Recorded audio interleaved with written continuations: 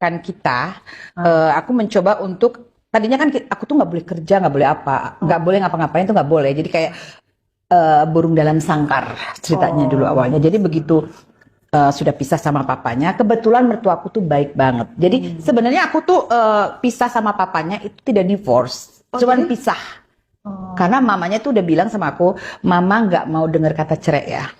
Oke, mama ngurus papanya, ngurus Dion, kamu ngurus anak-anak. Itu, jadi kita pisah aja. Akhirnya cuman begitu. Jadi akhirnya kan aku karena udah pisah ya kita nggak diurusin lagi dong. Otomatis aku harus kerja. Oh gitu. Nah itu awal-awalnya kerja itu aku awal-awalnya manajerin Niki Astria. Itu aku belajar kerjanya di situ. Itu tahun berapa, Mbak? Asli tahun tunggu anak-anak itu tunggu Gigi 98. Pokoknya anak-anak kelas 4 SD kalau nggak salah ya. Ya sekitar 98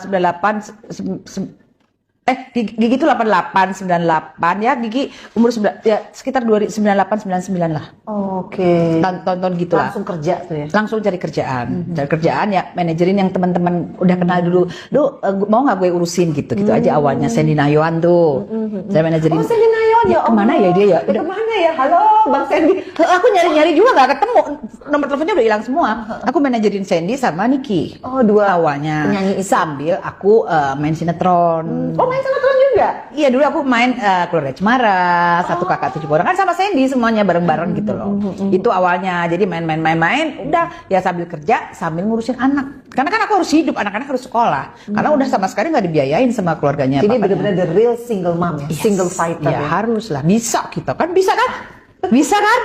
Tapi 20 tahunnya itu loh, kok lama banget ya, 2 dekade. Apa yang membuat kok jadi 20 tahun? Tapi akhirnya kan happy ending kan? Jadi gini, tahun-tahun pertama itu ya berasa sih, cuman karena kesibukan aku kan demen sama anak-anak juga ya. Jadi aku tuh ada ponakanku tak ambil, maksudnya bukan tak ambil, aku pinjam misalnya sampai 3 tahun dari baby gitu-gitu. Aku Itu kerja. pinjamnya 3 tahun ya? Iya, sebenarnya nggak boleh, cuman kalau mau diambil aku yang malah duluan.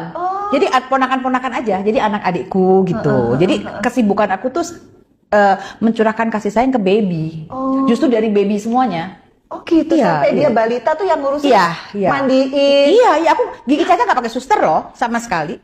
Ya Allah. Terus gimana caranya kerja? Iya, ngurusin. Karena aku bikin kantor, jadi abis aku selesai sinetron udah nggak ada, maksudnya aku udah nggak mungkin, udahlah nggak capek ya kan, pulang pagi aku harus nganter anak-anak sekolah, terus kalau weekend anak-anak harus ikut. Dulu kan di Sukabumi, Keluarga Cemara syutingnya. Oh, iya, Jadi mondar-mandir, aku pagi pulang kadang-kadang jam 12 ke atas, nanti jam 5 harus bangun ngurusin anak-anak mau sekolah, mandiin, nguncir rambut. Anakku tuh semuanya dulu panjang-panjang, Fan, kalau tahu. Ngeramasinnya pegel ya? Iya, jadi aku pikir udah capek ya. Akhirnya aku bilang, kebetulan pas season habis Keluarga Cemara itu, kru-krunya pada nganggur nih ceritanya. Bikin sendiri dong PH katanya gitu. Itu awal mula. Cambridge. Yes, ya itu. Jadi kita nggak belum. Itu aku ngesup dulu.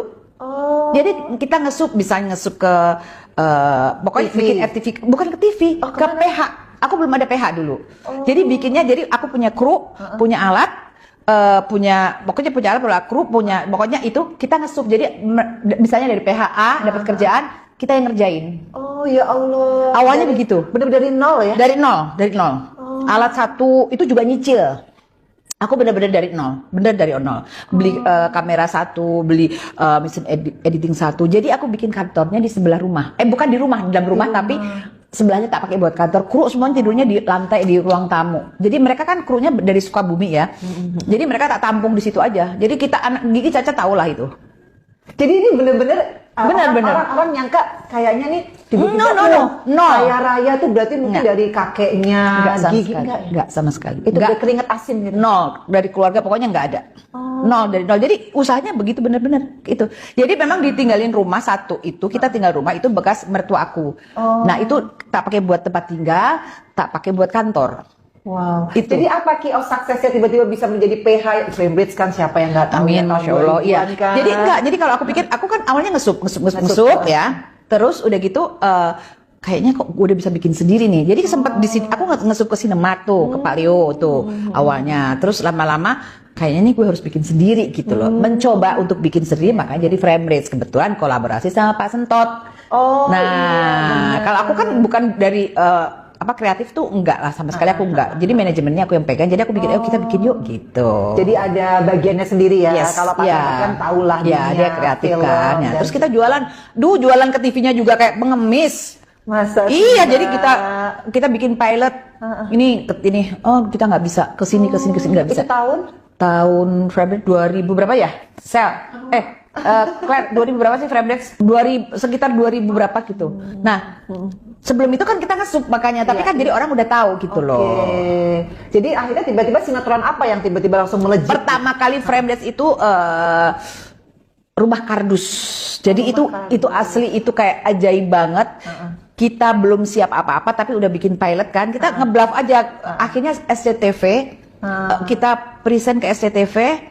SCTV kayak suka, terus bisa nggak 2 minggu lagi? Padahal kita tuh belum tentu bisa, tapi karena aku pikir bisa langsung gitu.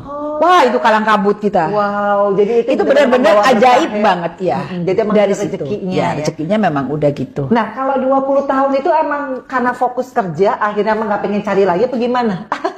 Sepertinya fokus kerja, satu, kedua.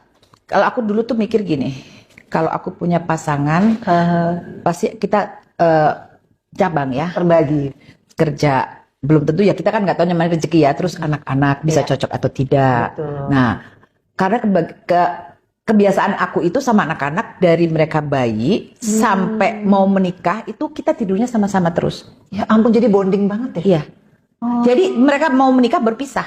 Pisah sekolah ya, tapi itu Skype, zaman dulu Skype itu 24 jam. Si Gigi itu nggak bisa pisah sebenarnya. Jadi dia maunya hidup, jadi dia lagi tidur juga dia bisa pas bangun ngelihat mamanya gitu. Zaman dulu begitu. Jadi kalaupun lagi dikumpul di Jakarta ya kita tidurnya ya bertiga.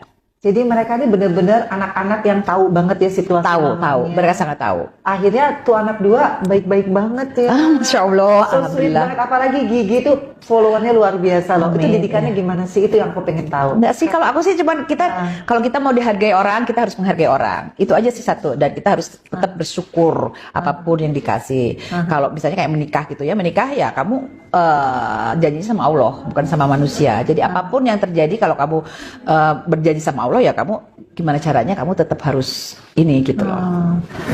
Jadi ini banget ya, apa namanya? Aku baru tahu loh kalau Mama Rita tuh memang benar-benar pejuang ya. Ya enggak lah.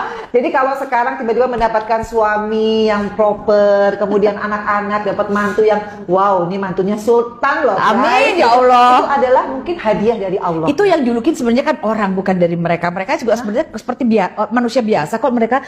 Karena kan mereka, si Raffi itu kan pekerja. Dan aku alhamdulillah si Gigi sama Raffi ini dulu tuh Gigi nih, aku kasih contoh. Mah, pengen beli tas dong. Ya udah, kalau mau beli ya kamu harus kerja. Kamu mau nggak main FTV? Nggak mau gini-gini, ya udah nggak usah. Itu jadi dia ABG tuh. Iya SMA. Jadi dia itu, jadi mereka itu tidak semena-mena minta dibeliin sama aku, nggak. Dua-duanya begitu. Jadi kalau mereka pengen sesuatu ya harus kerja dulu, nggak bisa enak main minta aja. Jadi dia mau nggak perannya ini, nggak mau lah perannya jangan begitulah misalnya, cariin gitu. Baru mau ya udah beli. Gitu. Dan aku memang sering lihat sih kalau di credit title itu ada tulisan produser Nagita Slavina. Co-producer. Kok anak bisa dilibatin tuh gimana ceritanya? Jadi co-producer kan gak gampang loh kerjaannya. Karena dia itu kan jadi kalau biar dia ikut di situ supaya kita ngasih honornya nggak terlalu gede. Karena kan kamu bagian dari sini. Oke. Oh, dia main juga. Iya. Oh, makanya. Ini pintar juga ya mamanya ya. Jadi Gigi main sinetron cuman di tempat aku, sama ada pernah di Rapi sekali. Tapi karena kan aku tahu di dunia kayak gitu seperti apa. Jadi ya memang mendingan ya main di tempat kita sendiri gitu. Keren ya guys. Ini mama-mama open minded ya. Jadi dia mau ngerekrut anak dengan catatan anaknya juga harus bisa ngatur budget. Iya dong. Tapi juga ada kerjaan lain selain jadi pemain. Itu kayaknya melatih leadership juga ya. Iya, jadi jangan gini. Nah makanya tapi waktu sama Raffi dia itu kan orangnya nggak mau diekspos. Si Gigi itu orangnya sangat tertutup sebenarnya ya. Nah ini syukur alhamdulillah si Raffi itu gemblengnya bagus banget. Gitu. Jadi akhirnya dia mau gitu loh. Dia tuh orangnya santai banget kan. Nah sekarang dia jadi maksudnya survive, dia mau gitu loh.